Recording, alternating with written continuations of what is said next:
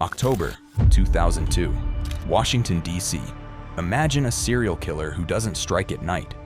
He strikes at 8 a.m. in broad daylight, surrounded by witnesses. He doesn't choose a specific type of victim. He shoots a 55-year-old man mowing a lawn, a 25-year-old mother vacuuming her car, a 13-year-old boy walking to school. 55-year-old shot Wednesday night in a Wheaton parking lot. Simply filling his tank and was shot dead. A woman has been shot and killed while waiting for her ride to work. It was absolute chaos. For 23 days, the capital of the United States was held hostage by a ghost. Police stopped thousands of white vans. They deployed the FBI, the ATF, and the Secret Service. But they couldn't catch him. Why? Because while the police were looking for a white van, the killers were likely watching them do it, sitting comfortably in a blue sedan, eating snacks, with a rifle pointed right at the officers.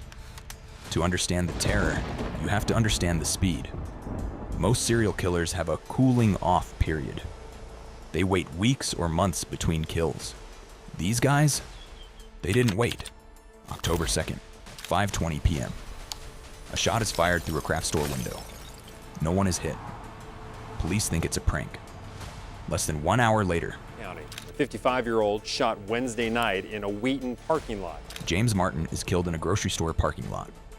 One shot, one kill. That was just the warm-up. The next day, October 3rd, is what experts call a spree. 7:41 a.m., James Buchanan, mowing grass, dead. 8:12 a.m., Prem Kumar Walekar, pumping gas, dead. 8:37 a.m., Sarah Ramos, reading a book, dead. 9:58 a.m., Lori Ann Lewis Rivera, cleaning her car, dead. 9:15 p.m., Pascal Charlot, walking down the street, dead. 5 people in 14 hours. Panic didn't just set in, it paralyzed the city. But here's the detail that kept police awake at night. In every single shooting, there were witnesses. People saw the victim fall. They heard the shot, but nobody, and I mean nobody, saw a gunman. It was like the bullets were falling from the sky. Human memory is a funny thing. When we are terrified, our brains try to fill in the gaps. After the shootings, frantic witnesses told police they saw a white box truck speeding away. It makes sense, right? A sniper needs a place to hide. A truck has space. Chief Charles Moose, the man leading the investigation, bet the farm on this lead. He went on national TV. He told the public to look for white trucks. Checkpoints were set up on I-95. Police were pulling over delivery drivers, plumbers, electricians. If you drove a white van in D.C. in October 2002, you were a suspect. But while the police were tearing apart every white van in Maryland, a beat-up blue 1990 Chevy Caprice with New Jersey plates was driving right past them. Sometimes, the killers would even eat at the restaurants near the crime scenes, watching the police chaos they had created. This wasn't just murder. It was a game. And the police were losing. By the second week, the killers were getting frustrated. They weren't just killing for blood. They wanted credit. They wanted fame. So, they started leaving clues. At the scene of a shooting near a middle school, where they critically wounded a 13-year-old boy, police found something in the grass. A tarot card. The death card. Scrawled on the back were the words, "For you, Mr. Police, call me God. Do not release to the press. Call me God." This is a textbook power move. They were asserting total dominance. They were telling the police, "We decide who lives and who dies." But here's where the investigation hit a wall. The police listened to the demand. They didn't release the card to the press. They kept it secret to avoid panic. This made the killers furious. They felt ignored. And an angry narcissist makes mistakes. October 17th. The tip line receives a call. The caller is ranting. He's arrogant. He says, "I am God." But the police dispatcher hangs up. They think it's a prank. The killer calls back. He's desperate to prove he's the sniper. And in his anger, He drops a specific detail, a breadcrumb that he thinks will prove his power, but actually seals his fate. The caller says, "Check with the people in Montgomery. We did a shooting there. You guys are incompetent." Now the DC police are confused. They are in Montgomery County. They know about the shootings. But then, a cold case investigator has a light bulb moment. Maybe he didn't mean Montgomery, Maryland. Maybe he meant Montgomery, Alabama. Weeks earlier, 2 women had been shot during a robbery at a liquor store in Alabama. Police rushed to that cold case file. They found a magazine, a piece of reading material that the shooter had dropped while fleeing the scene. They dusted it for prints, and they found one. A single index finger.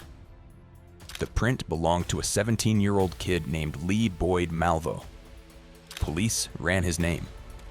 He had no car registered, but he had a known associate, an older man, an ex-soldier named John Allen Muhammad, and John Allen owned a car, a blue 1990 Chevrolet Caprice. Plate number, NDA21Z.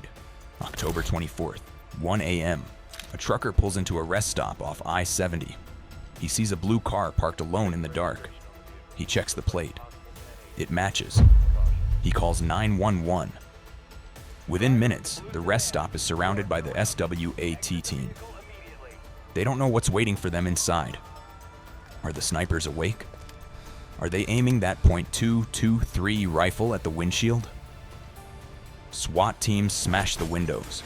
They drag 2 men out. John Allen Muhammad and Lee Boyd Malvo. They didn't fight back.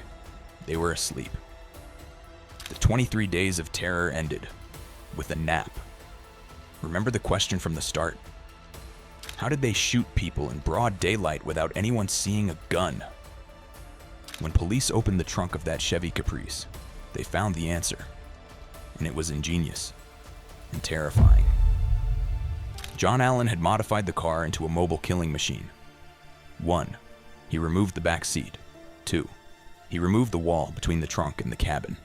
3. He cut a small hole, just the size of a golf ball, right above the license plate. They didn't need to roll down a window. They didn't need to step outside. Malvo would lie down in the trunk. He would aim through the tiny hole. The trunk acted as a silencer, muffling the sound. They could shoot you, and the driver could simply merge back into traffic while the smoke was still clearing. They were literally hiding in plain sight. We know how they did it, but why? Prosecutors argued that John Allen had a plan. He wanted to kill his ex-wife, who lived in the DC area, to get custody of his kids. The theory was, if he just killed her, he's the prime suspect. But if he kills random people for weeks, and then kills her, she just looks like another random victim. He created a massacre to cover up a murder. And Lee Boyd Malvo, he was a victim of a different kind. A lost boy looking for a father. John Allen brainwashed him, trained him, turned him into a weapon. In court, Malvo said he was programmed to kill. John Allen was executed in 2009. He took his secrets to the grave. Lee Boyd Malvo is serving life in prison, still fighting for parole based on the fact that he was a child when this happened. It's been over 20 years, but if you talk to anyone who lived in DC in October 2002, they will tell you the same thing. They still check the rooftops when they walk to their cars. They still get a little nervous when they see a beat-up sedan idling in a parking lot, because for 23 days, the boogeyman was real, and he was driving a Chevy. Before we wrap up, I want to take a second to talk about what this case actually teaches us. Because if we treat this just as a scary story, we miss the point. Statistically, a huge percentage of mass shootings in America are linked to men with a history of domestic violence. What can we do? We need to stop treating domestic abuse as a private family matter. It is often the rehearsal for public violence. If you see someone controlling, threatening, or terrorizing their family, speak up. Report it. You might be stopping something much bigger than you realize. If you want to hear about the time a killer called into a live TV show to confess, click this video right here. You won't believe what he said.